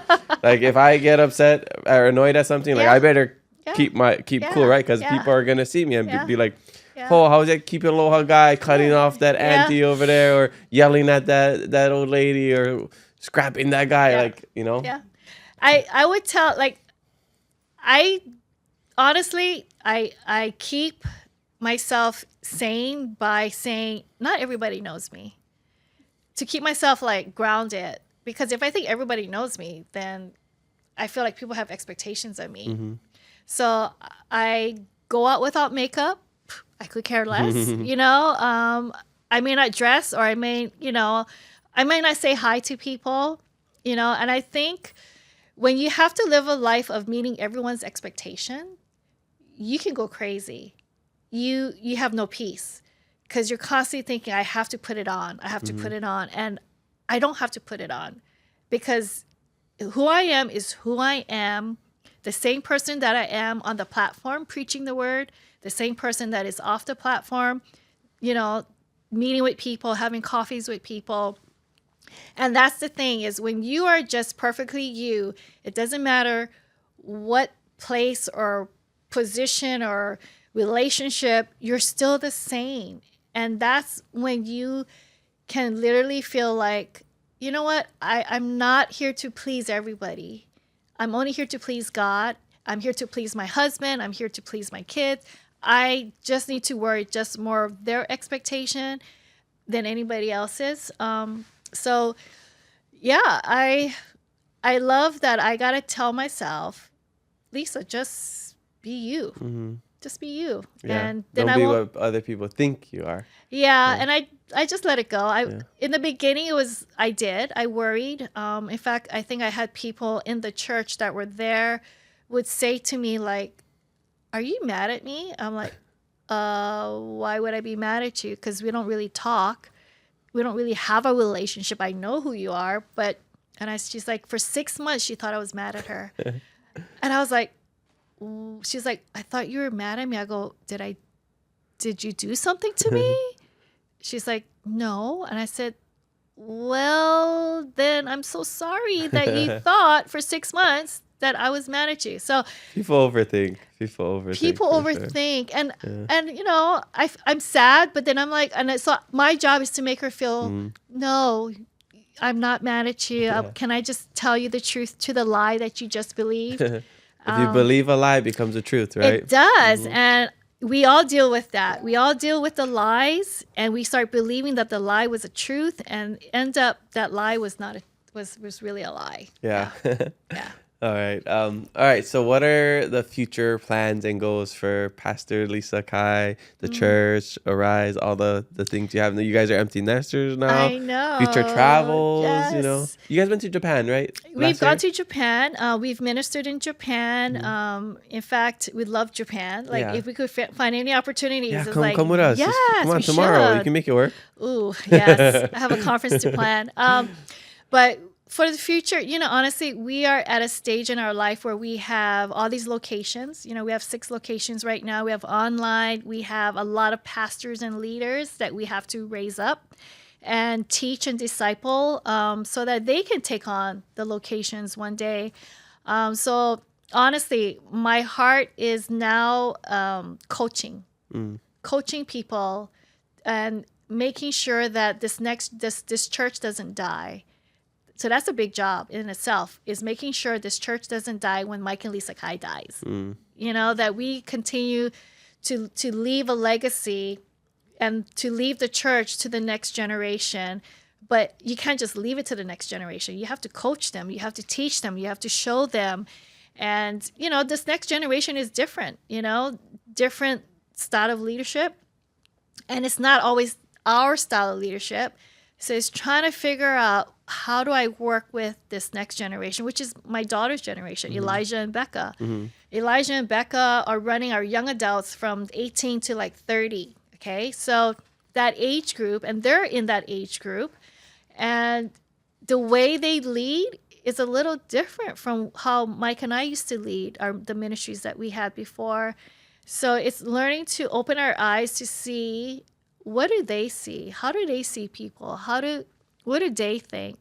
And I truly believe this next generation, which is like your age, you guys want authenticity. Yep, exactly. You just want to keep it Aloha. Just say it like it is. Yeah. No extra this, no extra that. Just tell me. Yeah. Straight up. They'll you know? sniff it if you're fake, if you're being fake. Yeah. That's all the videos that do well on the internet. It's authentic, it's organic. Yeah, that's why live streaming is really big. Not polished, you know. So even for our women's conference, you know, we used to do all the shows for the conference, you know, make it fun. We do all these lights and all these, you know, things. And finally I said, no, this is not what this is. It's changing. We don't need that. We just want the real thing. We just want the worship, and we just want the word of God. And even when you deliver the word of God, tell me like it is. Don't sugarcoat it. Yeah. You know, and so it's just really trying to relate to the next generation. So, and we do know that they want authenticity. So that's our next, honestly, our next season, or our next assignment is to really work with the next generation. That's exciting. It is. I'm excited because my daughter and my son-in-law is in that generation. They're gonna be the future leaders. They are the future leaders, and I want to make sure they do it right. Yeah, for sure. Yeah. Well, yeah, Especially Elijah. Yeah. Elijah, they're watching you under a microscope. Yes. Stop with those jumping cartwheels. Yes, I need you to walk. All right. What would you say you're most grateful for? I am most grateful for, honestly, what I have today. Like, I'm so thankful. I have a great husband. I have an amazing husband who loves me to death. To be able to be married 32 years, and every single day he tells me I'm beautiful. He tells me how much he loves me, how much he's blessed. And and for me, knowing that my girls, my 3 grown girls, loves their mother to death. Like, they fight over my arms. Okay. They love squeezing my arms because they said there's a lot of fat in my arms. So they love squeezing it because it feels like their blanket. I don't know. But to be loved by your husband and your kids, that's like a reward. That's all you could ask for. That's all I can ask for. It's not about the church or how successful the church is. At the end of the day, it's my husband and my kids. And I'm just like, if I succeeded in anything, that would be my success. Oh, that's awesome. Yeah. What would you say, speaking of success, what would you say is like the secret, 32 years of marriage coming up on 33? And I don't know if there is a secret, right? Or is it just resiliency? Well, what would you first say of all, it is? And shout out to all the married couples, all the parents, Okay. step parents. I have awesome, amazing step parents. I know it wasn't yes. easy for them, but they made it Yeah. easy for us. Yeah. I wasn't one of those kids that grew up hating their step parents, right? That's good. I would see the TV shows and the movies, like the evil stepmom, and I was like, I didn't kinda understand like that. that. For a while. Yeah. Yes.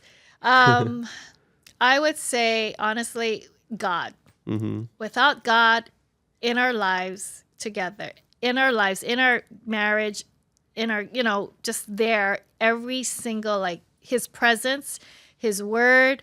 Because I don't know how we could have got through all the trials that we've gone through in the last 32 years, with our teenage kids, through, conflict with communication, with discussing the kids, because the kids can cause stress to the marriage, to the finances, to purchasing a house, to renovating a house, to, doing church, working together 24/7.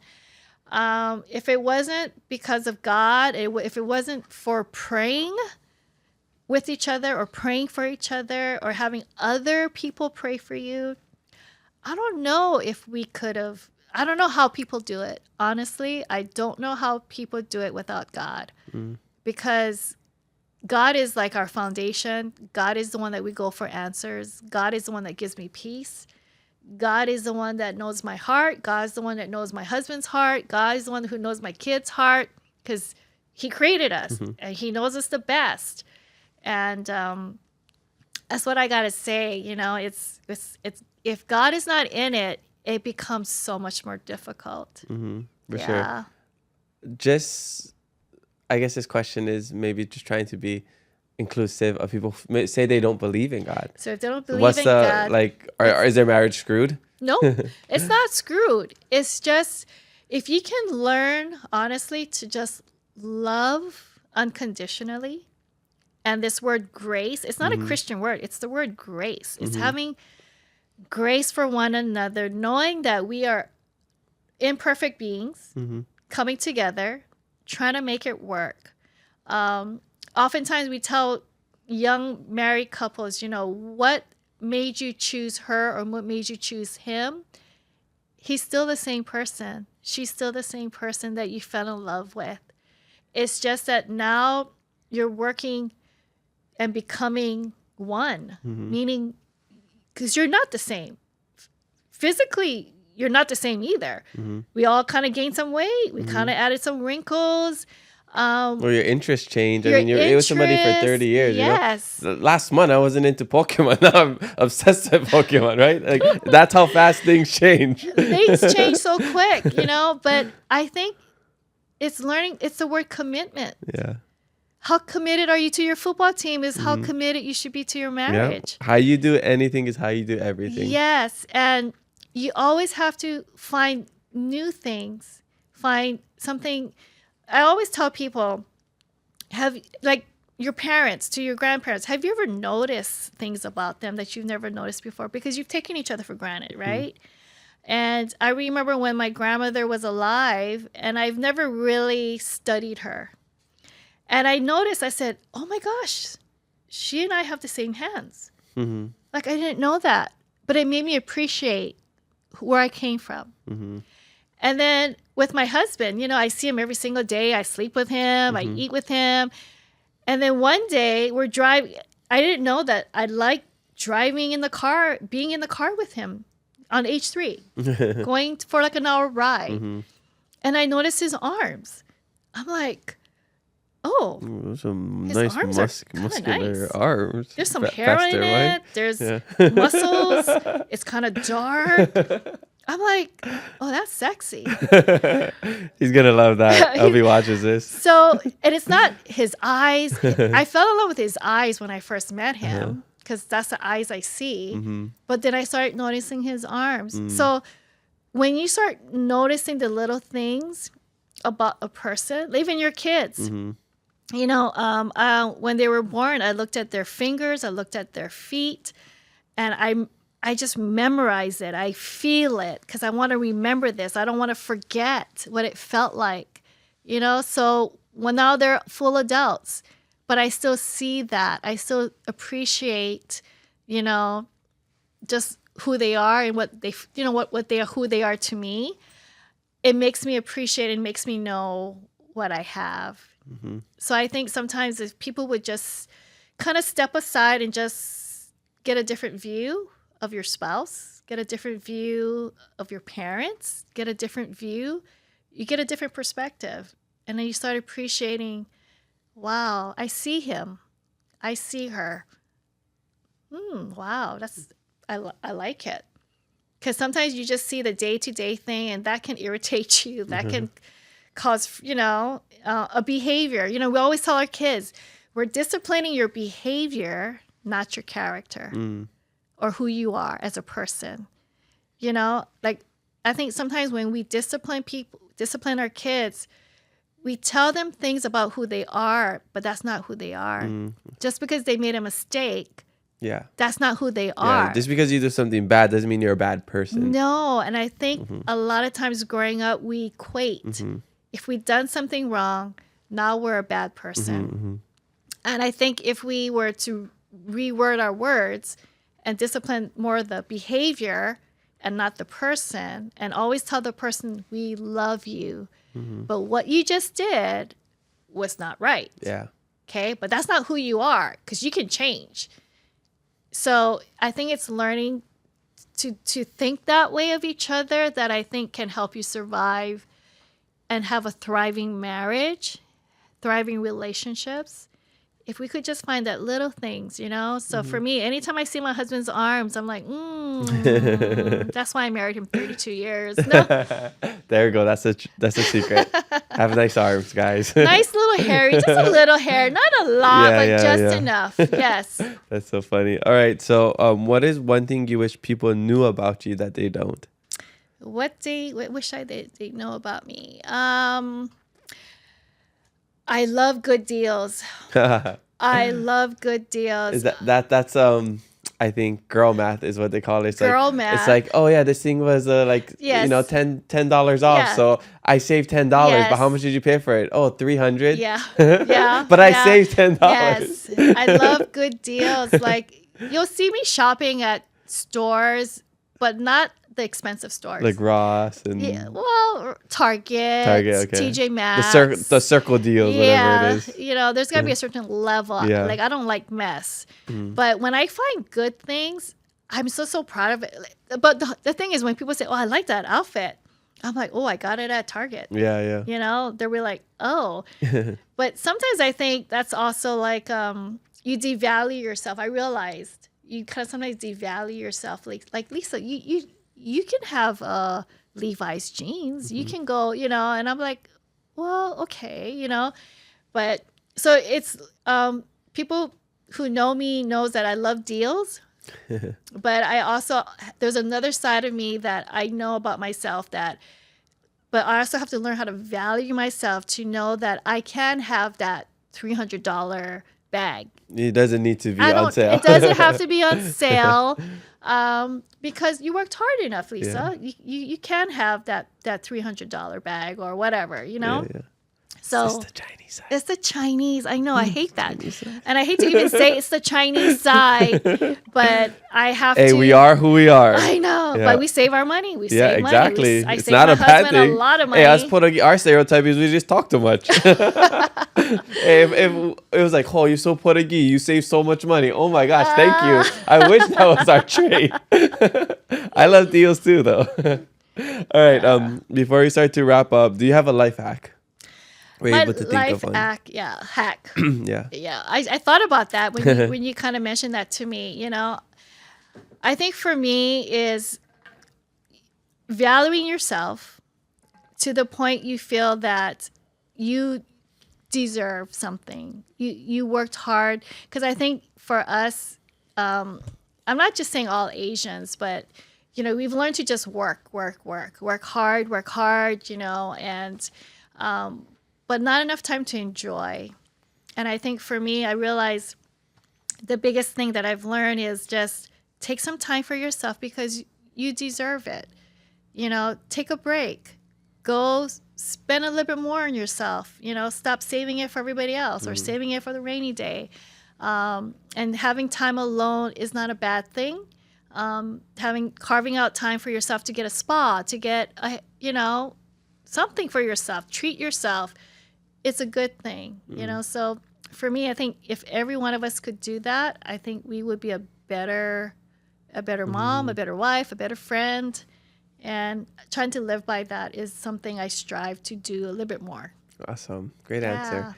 I forgot this this question. I just added this year in my podcast because somebody left it as a fan question, and I thought, wow, that's really good. I love asking. I'm gonna start asking all my guests this question, and Yes. I just want to know, what do you hope viewers will take away from this podcast episode?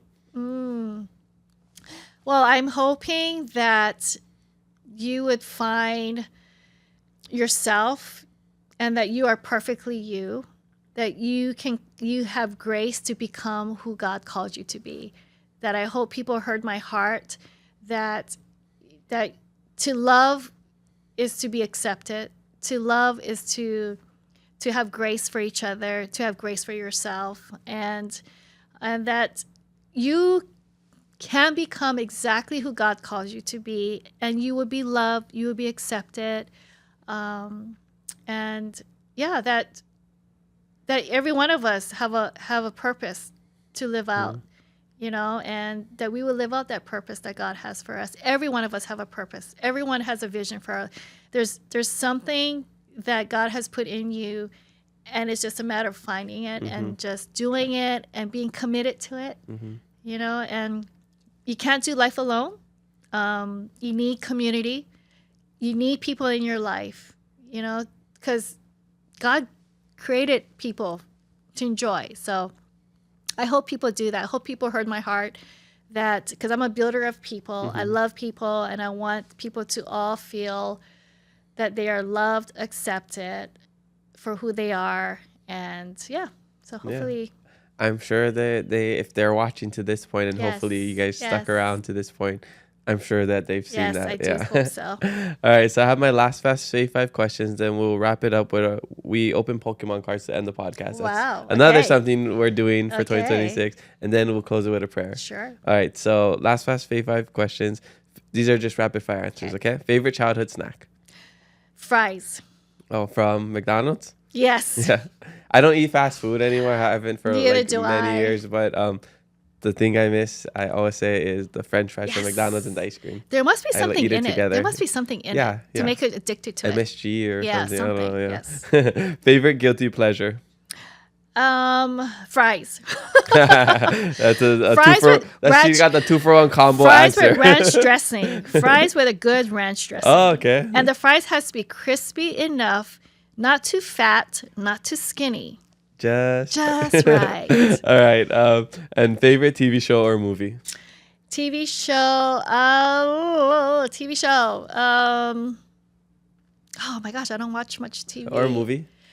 A movie, Congeniality. Oh, Miss Congeniality. I love Miss. Yeah. It's so I haven't seen it in a while, but I always I remember love the it. part where she's doing her talent and Yes. she's doing the Yeah, thing over I the know. cups. Yeah, and I Yeah. just think she's just gorgeous. Yeah, Sandra Bullock. Okay, favorite travel destination? Favorite travel destination? I would say Japan. Oh, nice. Yeah, Shinjuku. That's what we're staying around that area. I Oh, think. okay, Yeah. shopping. Yes. Yes, so we're gonna be looking for Pokemon cards. Ooh. Yeah. Okay, there's lots. Yes. All right. And last one, favorite thing you do to recharge? Walking the beach, 6:30 a.m. Oh, when no one's there.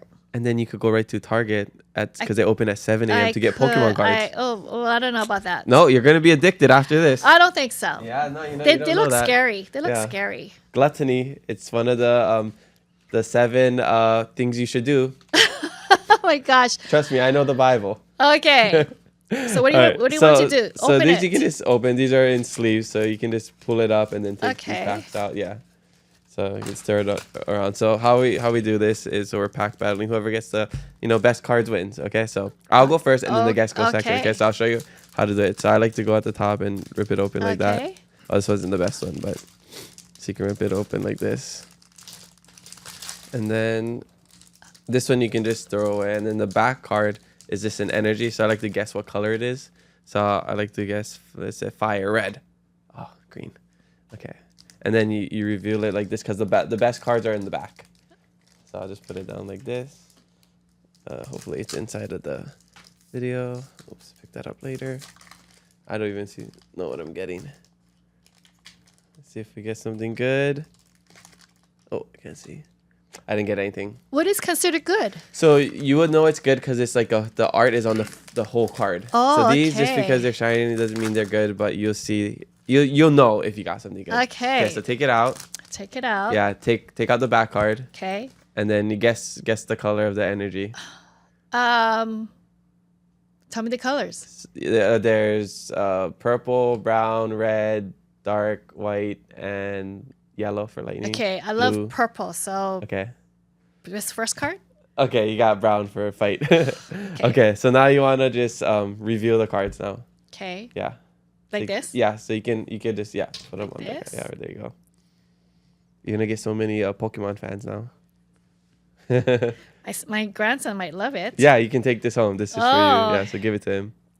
Have any good ones yet? Not yet. Oh, Oh, nice. oh, you did. That's a $20 card. Oh, if you don't believe in God, now you do.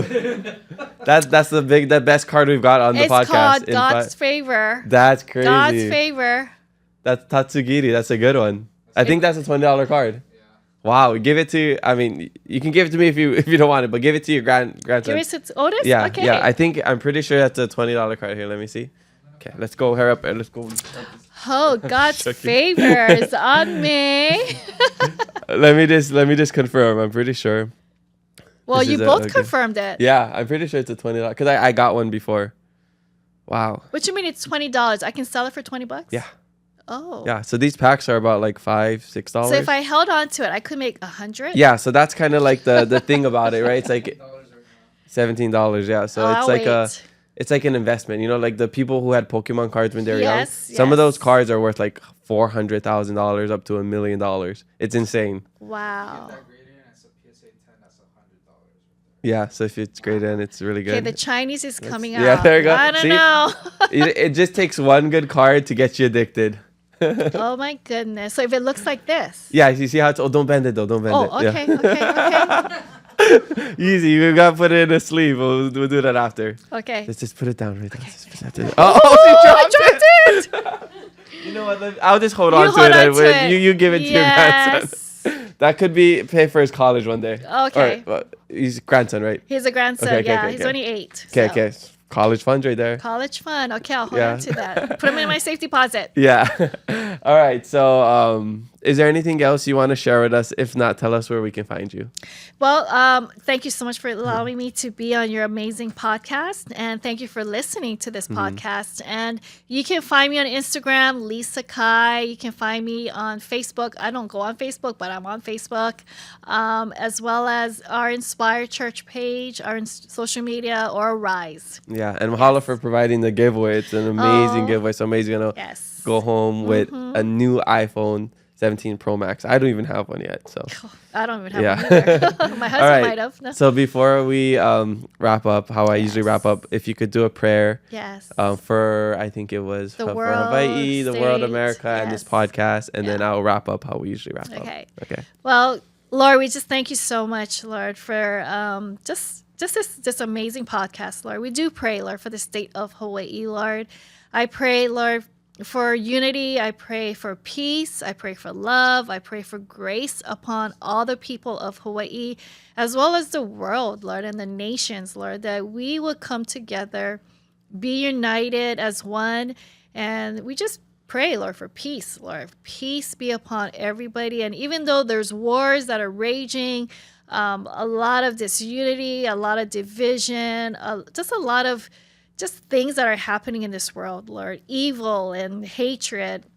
I do pray, like, your peace be upon your people, Lord. Protect your people and cover us, Lord. And but thank you for everything that you're doing in our lives, Lord. But definitely, Lord, we pray a hedge of protection upon your people, Lord, in this world, Lord. We thank you in the name of Jesus. Amen. Amen. Aloha and amen. Just Aloha like the brand. and Go check out amen. that brand as well. Yes. It's a super awesome brand. Well, mahalo, Pastor Lisa, for joining us on the Keep It Aloha podcast. Spread love, be kind to one another, and mahalo for listening to us today. We have new episodes every Thursday, so make sure you follow us and leave a review. I'm your host, Kamaka. Remember to always keep it aloha.